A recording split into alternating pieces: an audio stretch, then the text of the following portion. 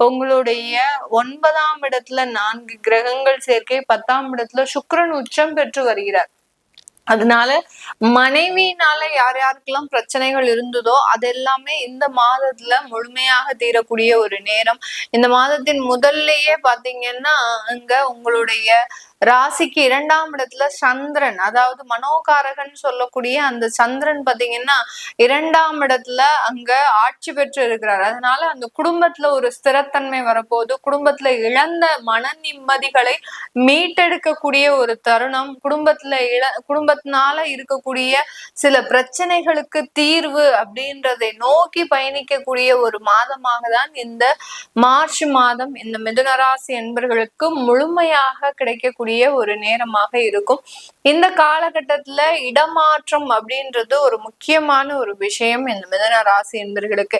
நீங்க கேட்கக்கூடிய அந்த ஒவ்வொரு கேள்வியும் பாத்தீங்கன்னா, எங்களுக்கு வேலையில நிரந்தர ஒரு தன்மை இல்லாம இருக்கிறது அப்படின்ற அந்த கேள்விகளுக்கு பாத்தீங்கன்னா இந்த மாசம் உங்களுக்கு அதற்குண்டான ஒரு பதில்களை கொடுக்கக்கூடிய ஒரு மாதமாக இருக்கும்.